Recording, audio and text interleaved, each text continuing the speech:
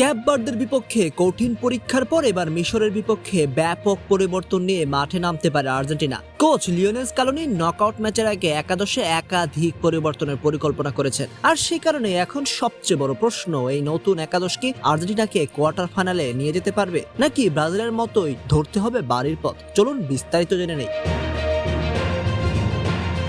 মঙ্গলবার বাংলাদেশ সময় রাত 10টায় মুখোমুখি হবে আর্জেন্টিনা ও মিশর। বিভিন্ন আর্জেন্টাইন ও ইউরোপীয় সংবাদ মাধ্যমের তথ্য অনুযায়ী মিশরের বিপক্ষে শুরু থেকেই মাঠে দেখা যেতে পারে হুলিয়ান আলভারাজকে। একই সঙ্গে তরুণ ভ্যালেন্টিন বার্কোকেও প্রথম একাদশে রাখার আলোচনা জোরালো। মাঝমাঠে জিওভানি লো সেলসোকে ফেরানোর সম্ভাবনা রয়েছে। আর ম্যাচের দ্বিতীয়ার্ধে বড় শক্তি হিসেবে বেঞ্চ থেকে নামতে পারেন নিকো পাচ, যাকে ভবিষ্যতের আর্জেন্টিনার অন্যতম বড় তারকা হিসেবে দেখা হচ্ছে। কারণ মূলত দলে নতুন গতি, সৃজনশীলতা এবং বাড়তি এনার্জি আনতেই এই পরিবর্তনগুলোর কথা ভাবছেন। তবে একাদশে যত পরিবর্তনই হোক, পুরো ম্যাচের কেন্দ্রবিন্দুতে থাকবেন লিওনেল মেসি। চলতি বিশ্বকাপে দুর্দান্ত ফর্মে থাকেই মহাতারকা গোল করার পাশাপাশি সতীর্থদের জন্য সুযোগ তৈরি করে যাচ্ছেন। মিশরের বিপক্ষেও আর্জেন্টিনার সবচেয়ে বড় ভরসা তিনি। যদি মেসি নিজের স্বাভাবিক ছন্দে খেলতে পারেন, তাহলে ম্যাচের ভাগ্য যে কোনো মুহূর্তে বদলে যেতে পারে।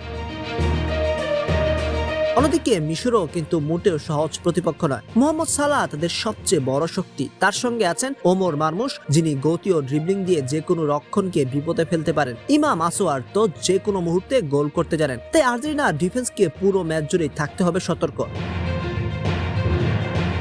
এদিকে ব্রাজিলের বিদায়ে বিশ্বকাপে দক্ষিণ আমেরিকার সমর্থকদের চোখ এখন পুরোপুরি আর্জেন্টিনার দিকে। ব্রাজিল যেখানে থেমে গেছে, সেখানে কি মেসিরা এগিয়ে যেতে পারবেন? বর্তমান বিশ্ব চ্যাম্পিয়নরা কি আবারও নিজেদের সামর্থ্যের প্রমাণ দিয়ে কোয়ার্টার ফাইনালের টিকিট নিশ্চিত করবে, নাকি সালাদের মিশরই লিখবে নতুন ইতিহাস?